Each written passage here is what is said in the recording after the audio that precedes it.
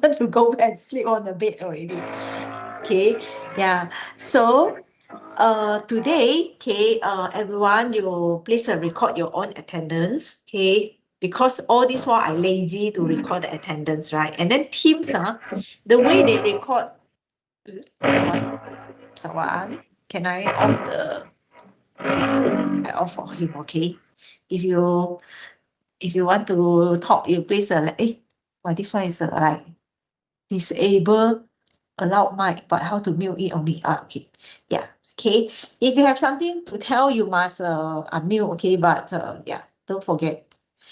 Anyway, take the attendance because all this while I try to record it from this team, but the way they record the attendance is very not systematic one. Okay, when you enter, they record once. Then when you leave, they also record it. Then when you re-enter, they also record once. So I'm very lazy to do it. Okay, so you please record it. I think should be able to take your attendance, right? Yeah. Okay, so some already recorded. Okay, good. Okay, so no need to see my face lah. Okay. Okay, let us start today's lecture. Okay, so today is about this hedging. Okay, last week we learned about the option, right? Okay, just for your quick memory about this. We have a quick revision. So all these things is actually, you know, to ensure that we can maximize the profit and we can minimize the risk, including the hedging.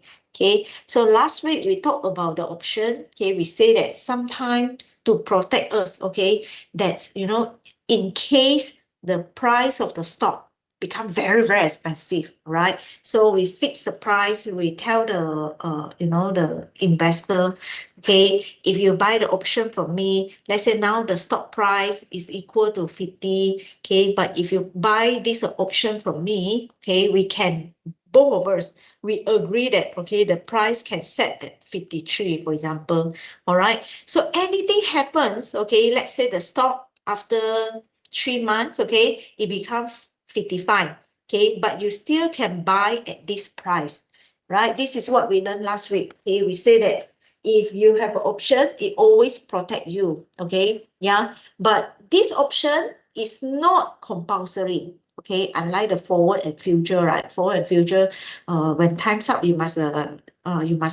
pay for it or you must buy for it, but option is up to you. Let's say the price, after some time, it become 48, then you don't have this motivation to exercise this option. This option sell 53, but the latest price is only 48. Then you can actually buy at a cheaper price. Then you can just abandon this option. You can just buy it lah. Because normally for the option, we only need to pay a small amount of premium.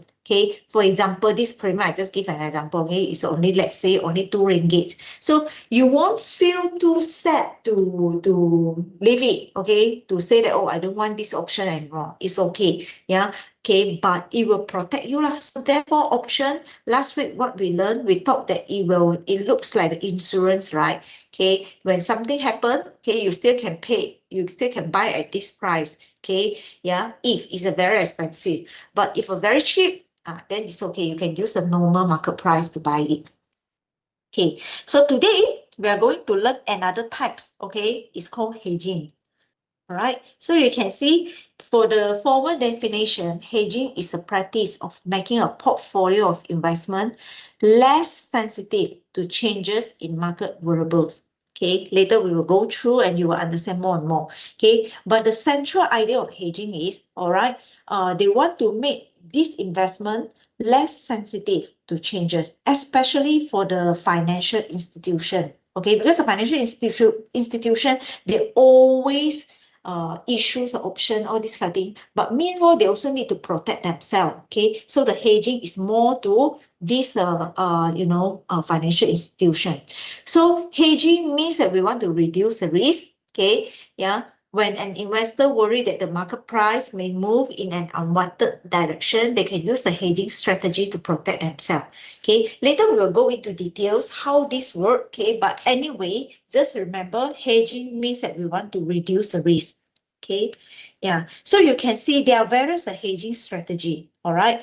Okay, for the investor, this is what we have learned. Okay, they can use a derivative contract. Okay, for example, the option, the future. Okay, they also can diversify their investment. Okay, I think this one everyone know, even though we are not from a finance background. Okay, everyone always say don't put all the eggs in one basket, right? Okay, so if you have a money, okay, to invest, you don't invest everything in one asset only, okay, in one portfolio. Okay, so diversification, this is what we are going to cover next week. Okay, but for now we already learned this, the derivative contract. Okay, yeah, sometimes students may ask why this option, this a future, they are called derivative contract. Okay, I purposely check some information, okay, to explain this. Okay, derivative are called derivative contract because they are formal agreement whose value is derived from the price of the asset.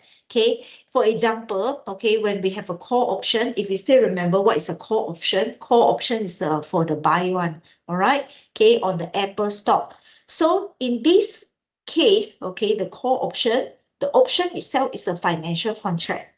Okay, forwards, future and forwards, okay, all these options, okay, all of them are called contract, okay, because are based on a contract agreement, right, between the buyer and investor. Okay, so they are financial contract, but they have an underlying asset. Okay, for example, in this case, we are talking about the Apple stock. Okay, so this asset is based on the Apple, okay, Apple share, and the price itself is the Apple current stock price. So therefore, all these are forward, this option, sometimes people call it as a derivative contract. Okay, yeah, and diversification is another type of a hedging. Okay, and long and short position, if you still remember in the future and forwards chapter, we talk about this. We say that long means that you own the asset. Short means that you sell away the asset, right? Okay, so you can change your position either as the owner or the seller. This is also can help you to hedge your own, investment, right? Okay, or okay, we also have a dynamic strategy, which we are going to cover today, okay, the delta hedging. All right, so in this lecture, we focus on the delta hedging. Okay, so these, of course, not only these, but these are the famous, okay, strategies for the investor to reduce their risk. Okay, you can either buy the derivative contract, you can do the diversification, okay, you can change your position from the owner to the seller or from the seller to the owner, okay, and you also can do this dynamic strategy, okay, the delta hedging. All this will protect you, okay, to minimize the risk, okay. So now we start from a delta. What means of a delta? Delta is a sensitivity measure from the option pricing. Okay, yeah, because like for example, the bank, okay, they issue the option, right? Okay, so for this option, okay, let's say just like this, just how the example, okay, if initial price is a 50, and then let's say after the option is going to end, it becomes 53. All right. So this option, okay, let's say I sell out 100 pieces, okay, 100 option.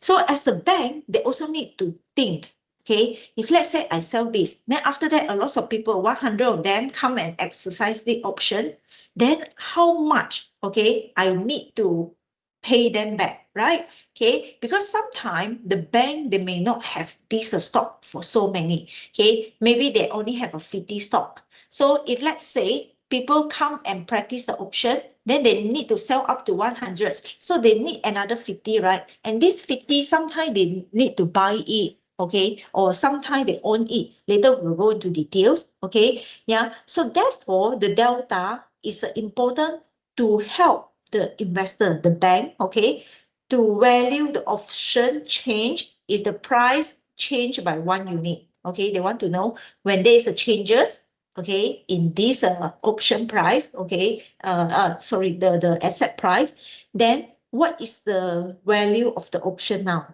Okay, because just for your quick information, for the bank, okay, yeah, for the financial institution, even though they issue the option, most of the time, time to time, they need to revalue the value of the option. Okay, let's say this option is for 1 year. Okay, the price when they sell in January is definitely different when the price they sell in December. Okay, yeah. So therefore, this kind of value of the option, they always need to evaluate it. Okay, especially they look at how this asset, the price change. Okay, for example, if the option has a delta of 0.6, then the stock price increased by $1, then the option value will increase by roughly 0.6. Okay, so delta means this. Okay, delta means that when the stock price increased by 1, the option value will increase by 0.6. Okay, so just remember, okay, last week we learned about this, the Black-Scholes formula. This Black-Scholes formula is to help us to find the option price. Today, we are going to learn about delta, and this delta is to help us to measure how sensitive the price is to change. Okay, this is a different, okay? Black-Scholes formula, last week what we learned is to decide the value, the price of the option, okay? Because like just how we talked about this example, right? In the beginning, okay? Let's say you can see this is a 50 ringgit, then our strike price, we agree is a 53. But how about the option? How much should we charge the buyer? Okay, and this price we use a Black-Scholes, right? This is what we learned last week. So we use a Black-Scholes formula to decide it. Okay, so this is what we learned for last week. We use a Black-Scholes formula to find the option price, but today we use a delta to measure how sensitive that price is to change. Okay, because some price they are not sensitive one, maybe they won't change so much. Okay, yeah, but some price they are very sensitive. Okay, easily change. Then in that case, maybe the delta hedging, we need to charge higher price and so on. All right. So you see, the main motivation, okay, the objective, all right, of the delta hedging is we want to keep the changes of the portfolio near to zero, all right, so that the value is insensitive to changes in the price of a security. Okay, why we want to make it near to zero? Because when we talk it's near to zero, means that it's insensitive. Okay, we don't want the high fluctuation also, okay, for our portfolio. Okay, we want a relatively more stable one. So the value does not change much when the stock price move. Okay, so this is a delta hedging. So now, okay, let's say now you are the seller of the option. Okay, seller of the option means that the bank institute lah, the financial institution, okay, their bank. Okay, so as a seller for the option, you sell a call option. Okay, the call option means that the buy option, okay, to the investor. Then you receive a premium from the buyer. Correct or not? So far, everyone clear, right? This is what we learned last week. Okay, you issue a call option, okay, to the investor. Then you receive a premium from them. In return, okay, you have some obligation. Okay, there are two scenarios here. First, the investor does not exercise. Okay, let's say at expiry, okay, let's say when during the deadline, the market price is cheaper than the strike price. Okay, remember the strike price is a K, the market price is a ST, right? Let's say ST is a cheaper, okay, like just how we already said, this is the original price is a 50, let's say. K, let's say is a 52, okay, or 53. And now let's say ST is a cheaper, it's only 48. Then in that case, this option, the investor will not exercise it. Okay, they will say, oh, okay, cheaper. Then I better use the normal price to buy it. So the investor will not exercise the option. So what's the outcome here? The seller, okay, the bank institute, okay, the financial institution, they will keep the premium. Okay, they will just keep it. All right, and no further action is required. So this premium will become the profit for the seller. If they receive a 2 ringgit, this 2 ringgit they just keep in their pocket lah. Okay. And there another scenario too, okay, is where when the investor exercise the option. Okay, at expiry date, okay, expiry. Now the market price is bigger than the strike price. Okay, let's say ST now is equal to 55. Okay, so in this case, the option now is in the money. Okay, people think that, oh, option is quite valuable now. Okay, with the option, I can buy at 52. I no need to buy at 55. So the investor choose to exercise it. And what's the outcome here? Okay, so the seller, the bank, okay, must provide the security to the investor at the strike price. Okay, even though the price now is at 55, but as a promise, they must sell it at 52. Okay, even though the market price is higher. So this create a potential loss for the seller. Okay, so these are the two scenarios when the financial institution, the bank, they sell the call option. Okay, I think this is what we learned last week. Everyone is clear, right? Okay, if not clear, must let me know. Okay, but now the question is, okay, the question is, how does the seller deliver the security? Okay, to fulfill the obligation, the bank must sell the security to the investor at a strike price, right? Okay, so, but where does the security come from? There are two cases, okay? There are two cases. First is the bank, they already owns the security, okay? Actually, like just now, okay, let's say the bank sell 100 option, right? Okay, so let's say the bank itself, initially it has a 50 share, okay, the stock, okay? And then after they sell the 100 option, okay, let's say they know that, oh, okay, maybe we'll sell around another 100. So they themselves also has this 100 stock. Okay, this is just a simple example. Okay, so the bank already own the security. So if this is the case, okay, when the investor, okay, yeah, they practice it, then what happened? Okay, the bank just simply transfer the asset to the investor. Okay, easier and less risky. Okay, if people buy it, then they just give this 100 stock away. The second case is the bank actually does not own the security. They don't have it on. Okay, maybe they only have this 50 stock, but this one, the 100 stock, they don't have it. Okay, so when the investor practice it, exercise it, bank must buy the asset in the market at a higher price. Remember, this one become 55, right? Then the bank have to buy it at this 55 and sell it at the lower strike price and sell it at 52 to the investor. Okay, you can see this is very risky, right? This is only 3 ringgit different, for example. But some case, how if, okay, the market price become 105? The difference can be very, very huge. Okay, so that's why bank normally they will hedge their option position. Okay, so as I told you, okay, hedging is more for the financial institution. Okay, especially when they sell the option, they need to do this hedging. Okay, banks, market makers, institutions selling the option almost always hedge. Okay, they always do this hedging to protect themselves. All right. Okay, so as you can see, the key difference is whether the seller owns the stock or not. Okay, yeah, like just now the two cases, right? Case A, they already have the security. Case B, they does not own the security. Okay, in a formal way, okay, cover means that they actually own the security. Naked means that they does not. Okay, they actually don't own it.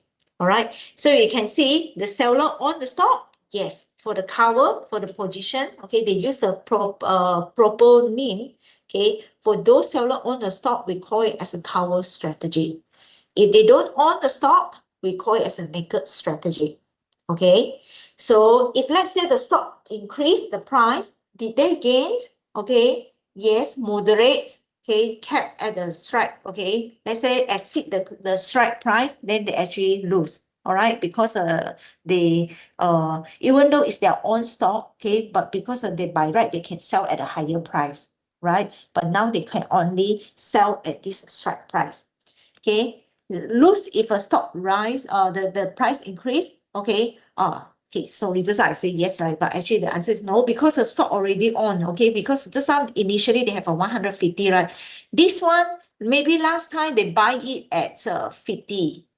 So what's the price of 50?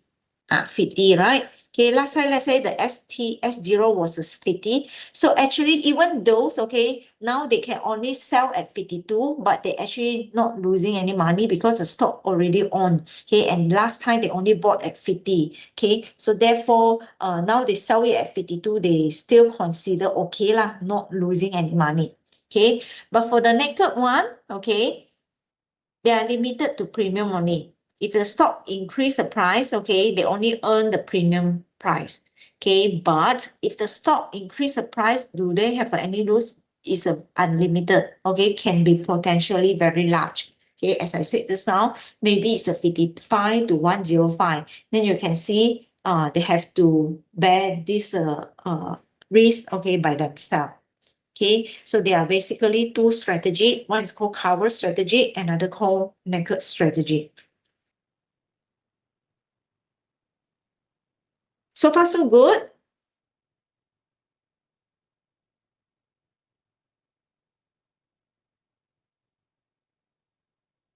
Okay, thank you. All right, I saw the some symbol already. Okay, some icons, some sticker. Okay, so this one is about the cover strategy. Okay, naked strategy means that you don't own the stock, right? Okay, how about for the cover strategy? Okay, for example, okay, a cover call is when the seller of the call option already own, okay, the underlying stock. Okay, in case you forget, the cover strategy means that this bank, okay, or the financial institution, they already own the stock. Okay, so yeah, so what's happened? For example, a bank sell 100 European call. Okay, they sell 100 option. Okay, this is called option, European option on a security. And this is the original price. This is a strike price. This is the interest rate. This is a time. Okay, so it means that 4 months, right? Okay, it's a 4 months option. And then this is a volatility. According to the Black-Scholes option pricing formula, okay, so the price of the option is equal to 1.91. Okay, this is what we learned last week. Okay, if you don't remember this, please refer, okay, back to the slide. Okay, last week one. Okay, this one, today is chapter 8, so should be chapter 7. Okay, please refer how to calculate this. Okay, so for this financial institution, okay, they may borrow to purchase 100 share of the security. Okay, this is called a cover position. Okay, since they sell this 100 option, they know already. Later, people may buy it up to 100. So therefore, they may borrow to purchase first. Okay, they first purchase this 100 share of the security. At expiry, at this expired time, the net cash flow will be equal to this. Okay, this will be the net cash flow. What does it mean? Okay, so we go through one by one.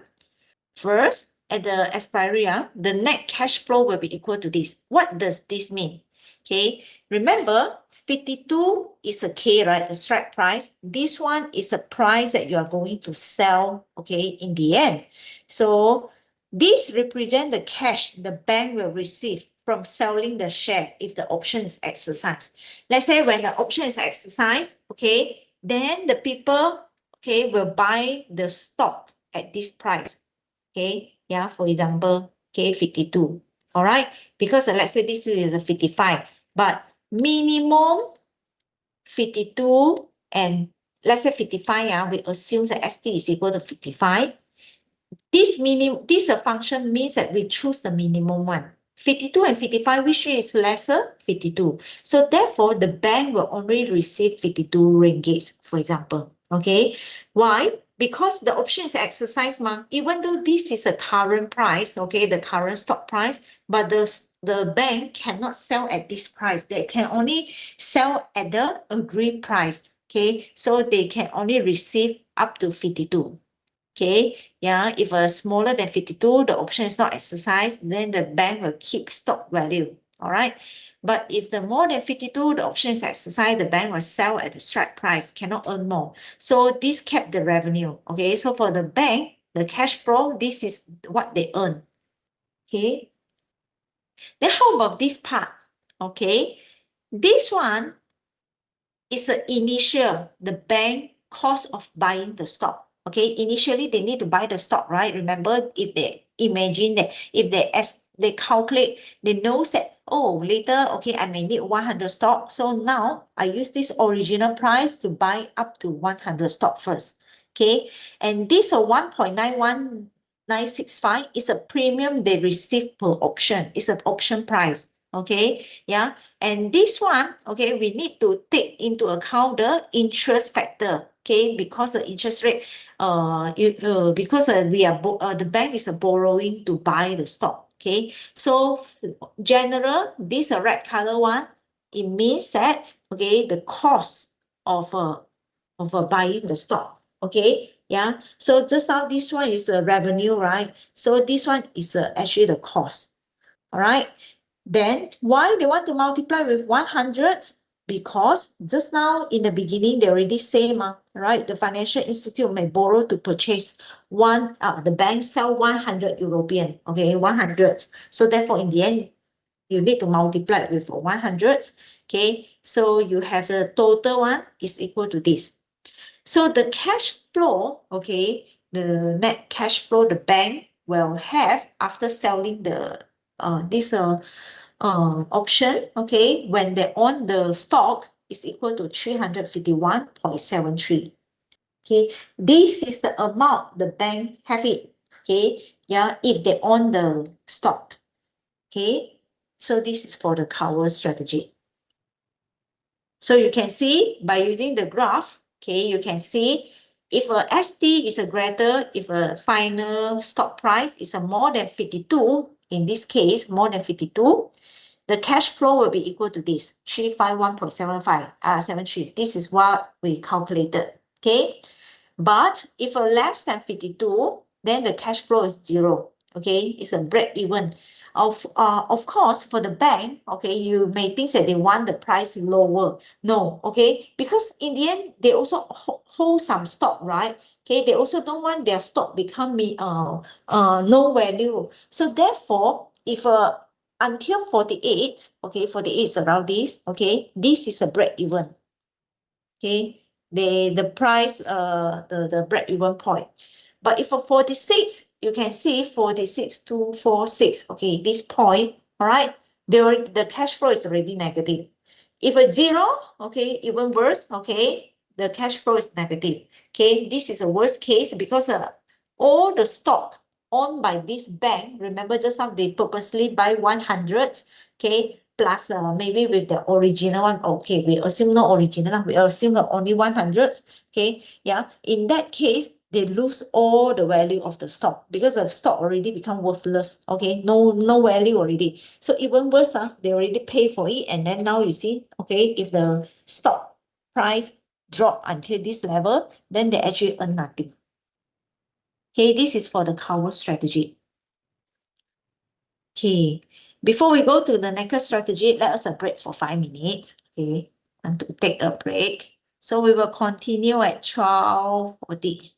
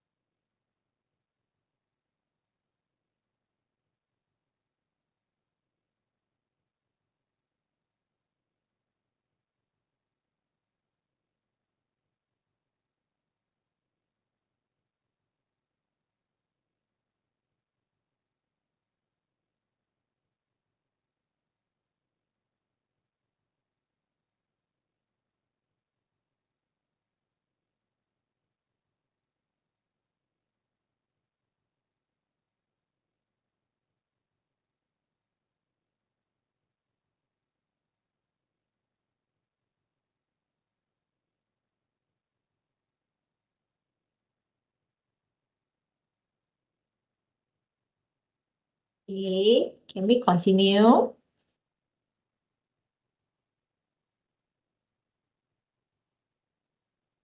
Okay. I realize you see we have a 38 attendees here, but only 19 takes attendance. Please take your attendance. Okay. Why only 19 of you?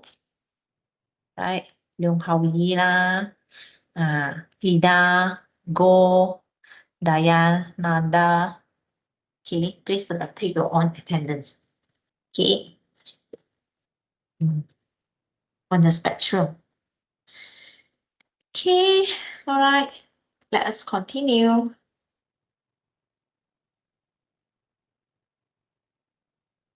So, just now was the cover strategy, right? So now, how about the naked strategy? Okay, as an alternative to the cover strategy, the financial institution may wait until, they may don't want to buy first. They want to wait until the expiry, then only they purchase the 100 share. Okay, yeah, because sometimes they take risk lah. They may think that, oh, maybe the price will not, increase, right? So they just want to hold. You will then immediately sell the share to the investor. This is called the naked position. Okay, everyone already know, right? Okay, so at expiry, the cash flow to the financial institution is equal to this.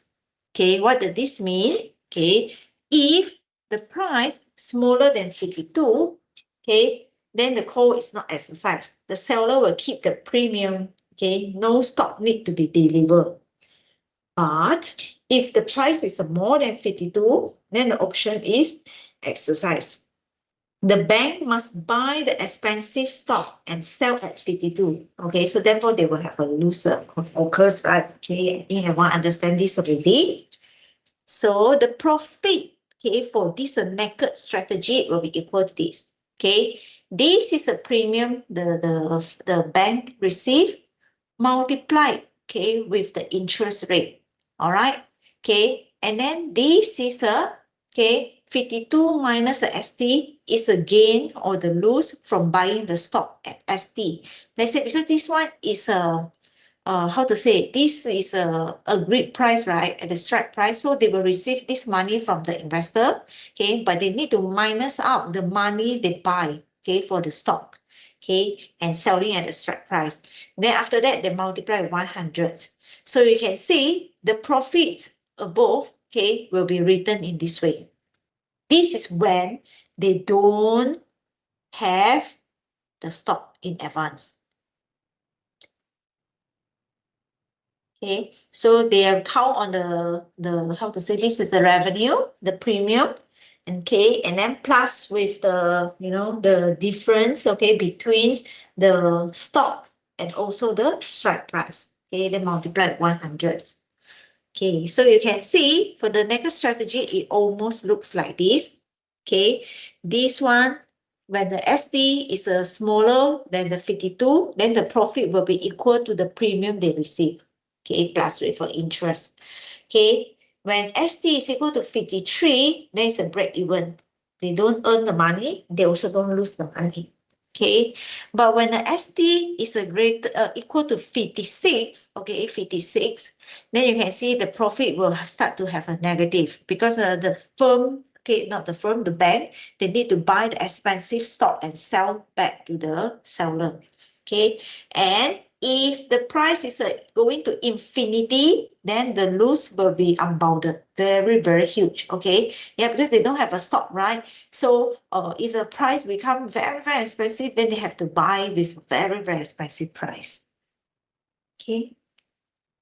So now, therefore, why we need the delta hedging?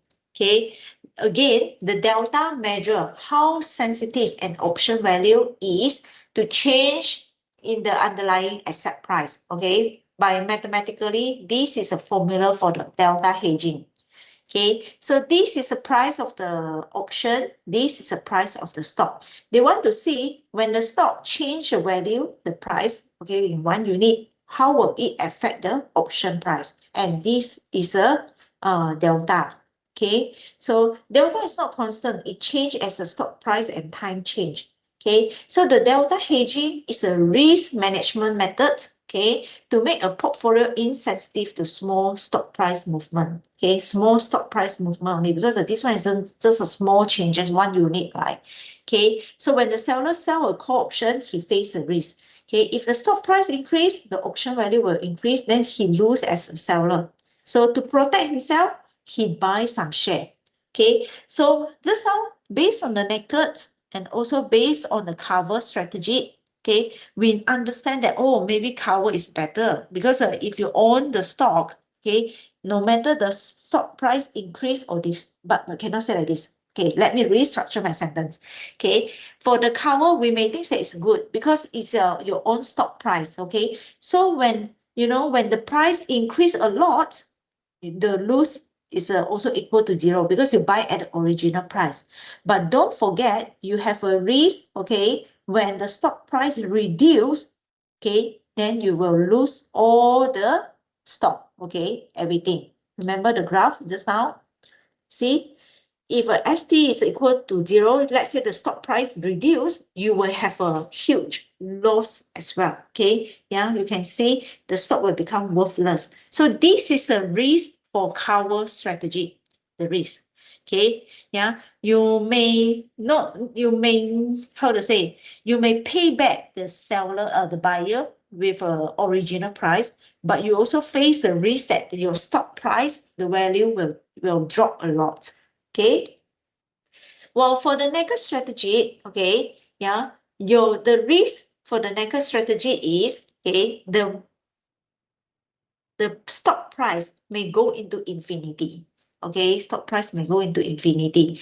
Then you may need very, very expensive pay for this, okay, the stock price, okay, in order to pay back the buyer, okay, the investor. So therefore, for this delta hedging, okay, it helps us to decide how many shares he should buy as a bank. Okay. Okay, as a bank, okay, this he means a bank. Okay. How many shares, okay, the bank should buy to protect himself. Okay, if let's say I sell 100 option, is it true that I need to buy up to 100 stock? Maybe no. Okay, it depends on how sensitive is the option value change, okay, according to the asset price. If let's say not very sensitive, then you actually no need to buy up to 100. Maybe you only need to buy 20, okay, to protect yourself. But if let's say very, very sensitive, maybe you need 70, something like this. Okay, so delta hedging help the bank, okay, as a risk management method, okay, to decide how many stock they should buy.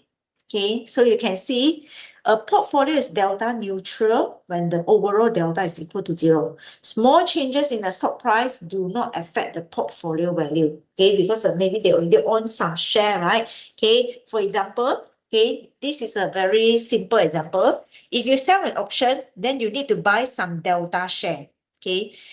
Okay, so for example, if the delta is equal to 0.6, and let's say if you sold 100 option, then the number of shares that you need to buy, you just need to multiply 100 with a 0.6. So you need to buy 60 shares to protect yourself. Okay, you no need to buy up to 100 because if you buy up to 100, you may have the risk that the stock price reduce a lot as well. Okay, but you also, meanwhile, you also don't need to take the risk that you don't have share at all. Okay, so this how to say, delta hedging help us to decide. Okay, he help us to decide how many stock we should buy. Not we lah, the bank. Okay, the bank should buy when they sell the option. Okay, so yeah, I think this is a central idea about this hedging lah. Okay, otherwise also very hard to explain it. Okay, so the hedging help, okay, the bank to decide how many stock they should buy, okay, when they sell the option. Okay, so this offset the risk. When the stock price increase, you lose on the bet, but you gain on the stock. When the stock price down, you gain on the bet, but you lose some value on the stock. So these changes will cancel each other, making your profit or lose stable. Okay, so therefore, this is a hedging, help the bank to decide, okay, how many shares they should actually buy it, okay, whenever they sell the option. All right, so you can see this is an example for the delta hedging. Suppose now the original price is equal to 90, okay, and the interest is equal to 10%, the volatility is equal to 50%, okay, and this is a strike price, okay, we both agree already for the option, it will be equal to 95, no matter how it changed the price, okay, you will sell it at 95 to me, and T, let's say it's only 1 year, okay, this one is a 1 year option. So under this condition, W is equal to this. Okay, don't ask me why W is equal to this. This one is based on the last week what we learned, okay, the Black's score. This is a Black-Scholes formula, okay, will help you to get W is equal to 0.341. All right, and so the value of the European call option is equal to this. Okay, this one is all from the last week one. Okay, so in this case, what is the value for the delta? The delta, the formula is equal to this. Okay, delta is equal to the changes in the option, the call option with respect to the stock price. Okay, in another words, in the formula, it also equal to the cumulative standard normal distribution function. Okay, so for example, in this case, all right, W is equal to 0.342. Okay, for example, we say 0.34. So let's say we go to see this standard normal distribution. All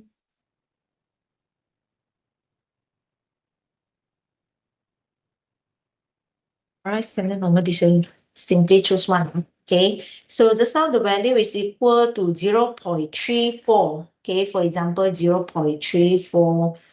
Everyone can see, right?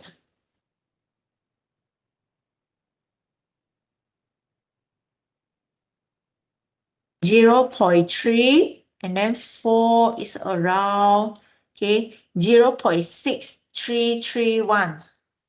Everyone know how to see this one, right? Okay, this one in a statistic.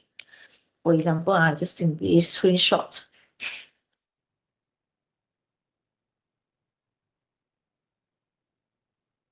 Simply one.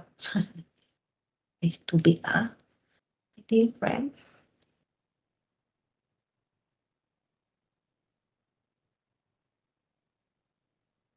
Okay, so you can see this one. Here is a 0.342. So when we see 0.34, 0.3 and 4, okay, it should be this, right?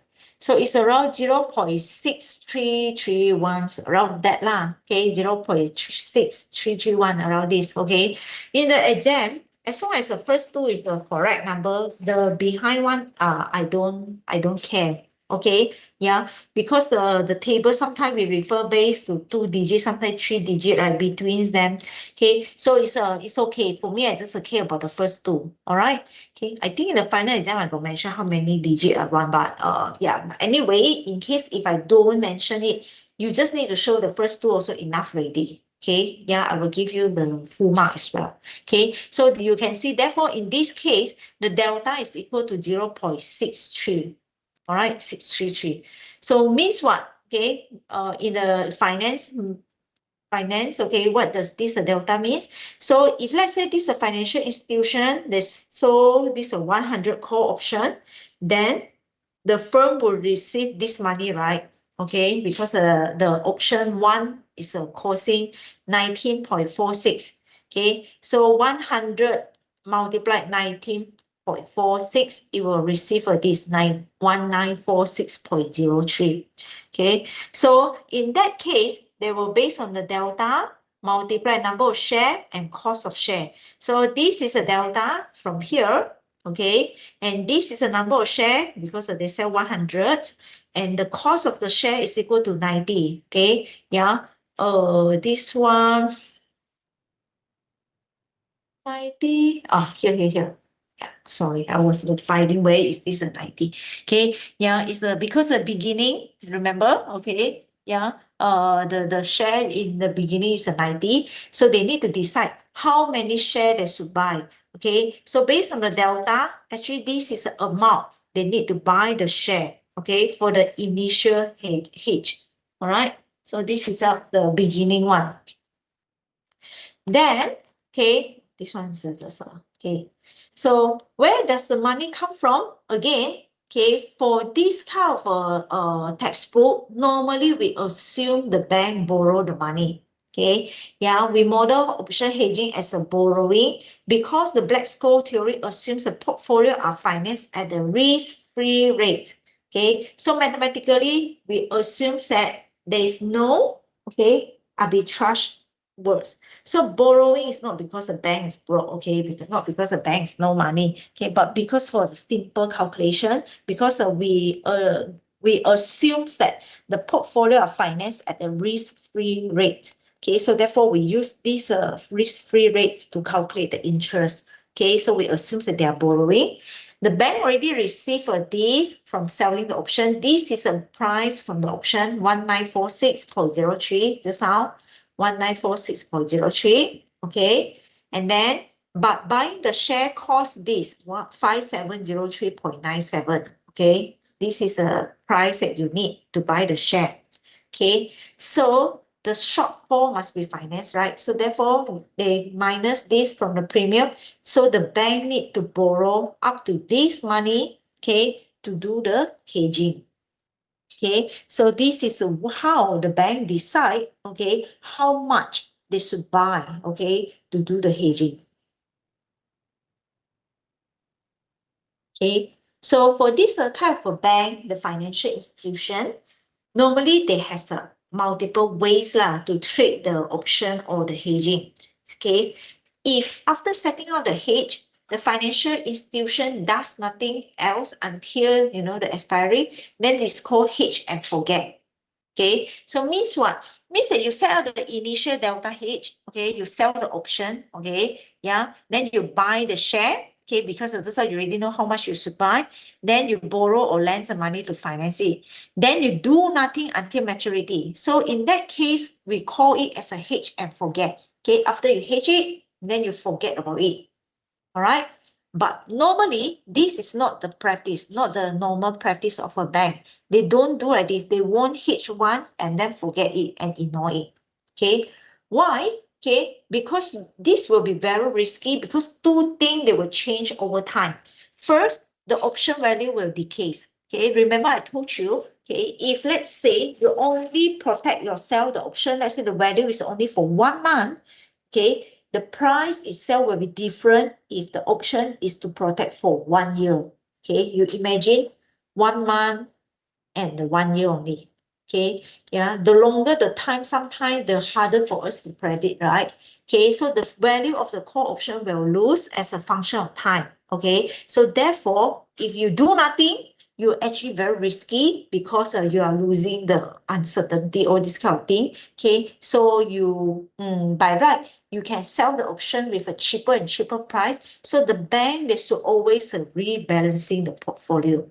Okay, and second, the stock price move. All right, so the delta will change as well.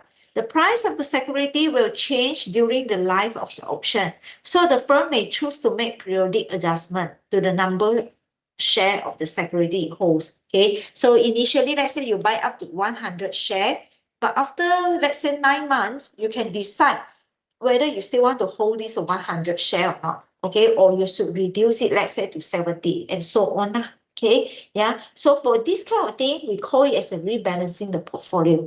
Okay, yeah. Always remember when time passes, uncertainty will reduce. Okay, 1 month versus 1 year, very different. Okay, yeah. The seller of the option has a less risk. Okay, yeah. Especially when let's say only left for 1 month, you can see let's say the stock price for the 1 month. For the 1 month is let's say okay left only 1 month, okay, then you can see the stock price maybe from 50 now become 51. Then at least you already know, oh, okay, yeah, left only a little bit time. So you have a less risk on the option. But 1 year is very hard to predict, right? Because we don't know what will happen, okay, yeah. So therefore the option itself has a more risk, okay, yeah. So for when we consider all these, okay, the bank, okay, they should do the rebalancing. They should adjust the number of share, okay, so that the hedge stay correct. Okay, if they just hedge and forget it, actually it's not a wise investor lah. Okay, so this is a extended example for the slide 19. Okay, slide 19 just now was this one. Okay, so now we extend this example again. So a lot of information actually come from here. All right. So far, so good. Any questions before we go to this extended example?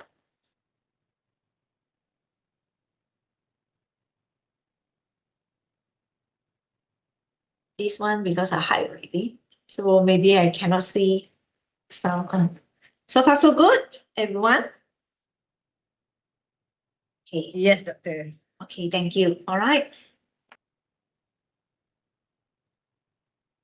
Now assume that this value of the security follow the random walk. Okay, again, for all the financial thing, normally we don't know the outcome. So it is random walk. Okay, random walk means that we never know the outcome when before the day come. Okay, the outcomes are unknown.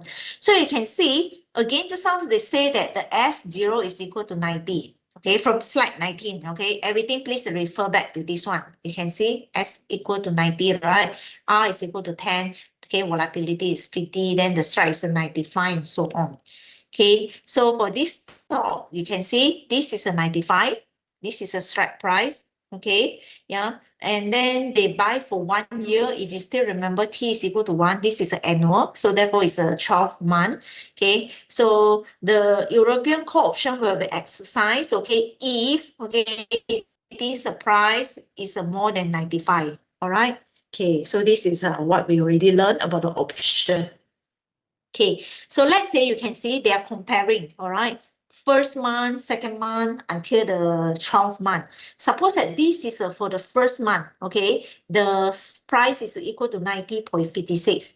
Based on the graph lah, 90.56 around this price, okay? Yeah, so the first month is here, okay? So you can see it is a 90.56 around this, okay? So the number of options remain constant, okay? We still sell at 100, but the value of the option has changed, okay? Initially, it was not this price. Just now the price was, the option was 19.46, right? 19.46. But now it become 18.77. Okay, don't ask me why. Okay, you use a Black-Scholes again. You can go back and use a Black-Scholes formula and calculate it. Okay, but now you will have this 18.7736. Okay, so now the question is, if the financial institution, the bank, okay, they liquidate their position by selling the stock and repurchase the option, will the financial institution make or lose some money during the first month? Okay, so you need to calculate. So, okay, stock price after 1 month is 90.56. Okay, based on the graph. Okay, number of options is n equal to 100. Option value is equal to 18.7736 based on the Black-Scholes formula. Okay, the initial stock price was 90. Delta in this case, just how we calculate, is 0.633. So initial option price, okay, is equal to this, okay, and the interest is 10%. All right, all this we have all this information. Okay, so now we need to calculate whether there has a gain or lose, right? So how to calculate it? First, we calculate the gain or lose on the stock position, the hedge stock position. So you can see we're hedging an option. Okay, we hold this delta share per option, right? Because this is how we mentioned. If let's say the delta is equal to 0.633, then the option is 100, then you multiply with it, then you should buy 63 share around that lah. All right. And the stock price okay, change from 90 to 90.56. So you gain, okay, you gain on the stock, okay, based on this, let's say, because you already bought the share, ma. So if the price increase, you actually gain the money also, okay, yeah. So you can see 90.56 minus the original stock price. This is the original, this is the S1, okay, and then multiplied with the number of share you have, okay. Yeah, so therefore the gain on the stock was 35.49. Okay, so this is a security, the stock that you hold. In the first month, you earn 35.49. Okay, then how about the option as a bank? Okay, yeah, this is from the bank perspective. This is first, you have the stock. Second, you have the option. Okay, the value of the option from the beginning, it was 19, now dropped to 18. Okay, since the institution, they sold the option initially, so they would buy them back to close the position. So you can see that this is a 100 option. They minus the difference in the price, so they gains on they gain with this price, okay, yeah, 68.667. Okay, so the interest on borrow money, okay, again, yeah, because of the firm, in order to buy the stock, okay, this is 63.3, something like this, right? They need to borrow money to buy it, and the interest is based on money they borrow. So therefore, you see, after they calculate, it's equal to negative 31.447. Okay, this is the interest. So for the first month, end of the first month, okay, the profit that the bank earns, okay, this is a stock value, okay, while this is the option value, okay, minus out the interest rate. So the bank earns 72.71. Okay, so this is for the first month. Then they rebalancing, okay, at the end of the first month, they do the rebalancing, they recalculate the delta. Okay, again, as I said, okay, remember the stock value, they will change from time to time and so on with the delta. So you need to recalculate the delta. Okay, so you calculate the Black-Scholes formula. Okay, then you after that you get this one. Then the current delta is smaller than the original value. Okay, yeah. So since the delta decrease, you normally need a fewer share to remain delta neutral, right? So just now initially was a 0.633 and now it's only 0.629. So now you only need up to this share, okay? Yeah. So you recalculate everything. For the second month, okay, the financial institute will have a 62.96 share. Just now was 63. Okay, you need 63. Now you only need 62. Okay, so you can see each month, if you do the rebalancing, okay, the bank, they need to readjust their delta. They need to redecide how much share they should own. Okay, and also, yeah, then they can do the rebalancing on their portfolio. Okay, so you can see end of the second month, again, we calculate everything again. You can see the gain and lose on the security is up to 43.44. The gain and lose on the option is equal to 65, okay? While the interest they need, okay, to buy this stock is equal to negative 31. So for the second month, the profit they earn is 77. Okay, so this is how they calculate month by month. All right. So you can see the rebalancing again, you recompute this delta again. All right. And this time, all right, you can see the stock value, okay, yeah, is equal to the delta value is equal to 0.314. Okay, again, so everything, yeah, they will readjusted. Okay, now you only need 62.6 share of the security. Okay, so the end of the month profit shows the amount of money the financial institution can take from, okay, or must put in to the portfolio. All right, so you can see when, okay, we skip this one first, when we put everything together, okay, so this is a beginning. All right, so in the first time you haven't have a profit or loss, right? Okay, but after the first month you earn 72. After the second month you earn 77. Okay, after the third month you earn 82. Okay, this profit and loss, okay, you can see they keep changing, okay, across the time because you are doing the rebalancing, okay, for the bank. All right, so therefore this is how they calculate it, right? Okay, based on the stock value, okay, based on the option value, and also based on the delta hedging, okay, then you can do all this calculation, right? So here, the three main cash flow, all right. First one is how much you borrow, okay, or repay the loans, because remember just now we assume that the bank, they borrow money to buy the share needed for the delta hedging. Okay, and also the cash flow mainly come from how the price that you sell or the price that you purchase the stock.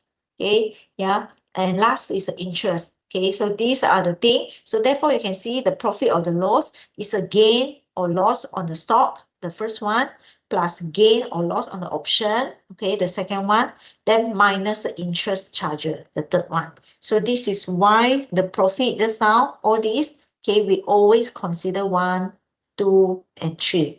Okay, so profit is equal to 1 plus 2 minus 3. Okay, yeah, this is the formula for it. Okay, 1 plus 2 minus 3. Okay, yeah. So for each month, you will have a market price for the security. You also have the call option price. You also have the delta. Okay, then you have a value of the portfolio of the security and also the interest charge on the loans. Okay, so therefore, this is a formula for it. Okay, especially for this value of the portfolio security. Okay, you can do it to calculate it. Then by right, you'll be able to construct this table. Okay, so when at the expiry, the financial institution that has a cumulative profit of this 1828.05. Okay, 1828.05 is you sum up everything, sum them up. Okay, it should be around 1828.05. Okay, yeah, so you can see in the end, okay, the financial institution, they has this accumulative profit of this value. All right, the firm profit is the difference between the market value of the security, okay, and the outstanding balance on the loan. Okay, so therefore this is a way how you calculate these accumulative profits. Okay, yeah, any questions for this today lecture?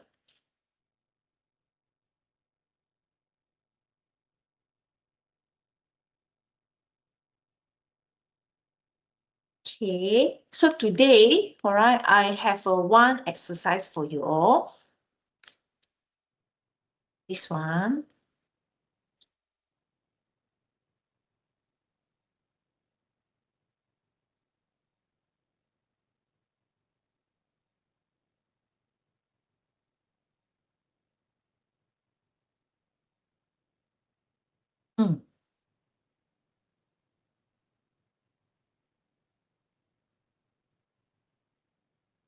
Okay, so this exercise is actually extended from the lecture example. Okay, so as you all can see, this is a data given, okay, yeah. So now we want to do the second realization, okay. Suppose because that's how the price of a security is keep increasing, right? How about if let's say after 10 months, it will decrease, okay? So I want you all to fill out this profit and lose, okay? Yeah, able to calculate it, okay? So please estimate this, okay? Based on the lecture, all right? Okay, based on the slide, like this, okay? Do the same thing, but this time, okay, I don't provide this value because the lecture slide, okay, we assuming that you can see the stock price keep increasing, right? Okay, but for this example, okay, it will reduce. Okay, so this one I will leave it for everyone to try it. after the lecture, I will show you the solution. Okay, I will show the answer. But this is a today exercise, okay, for the class. All right, you can spend your time to do it. Okay, after that, maybe around 3 o'clock, you can go into the spectrum. Okay, I will release the answer. Okay, yeah. Any questions for today lecture? I believe everyone should be able to calculate it. If you cannot calculate it, then please refer back to this slide. Okay, from slide 24 until 35. Okay, then you may have some idea how to fill out this information.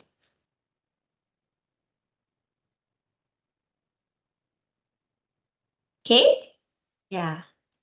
Any questions before we end the class? But you all please try the exercise, okay? You all, I think half an hour you may able to finish, complete the table already. Okay. If no question, then I'm going to end the class, but you all please try the exercise. Okay, this is a today task for the class. Okay, then I wish everyone a Merry Christmas. Okay, and I will see you again next week online class. Okay, on Tuesday. Okay, so we will cover our last chapter for this semester. Okay.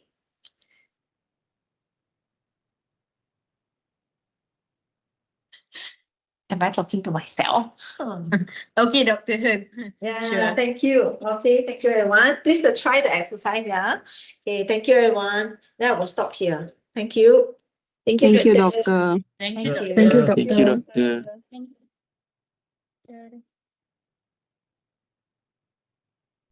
you.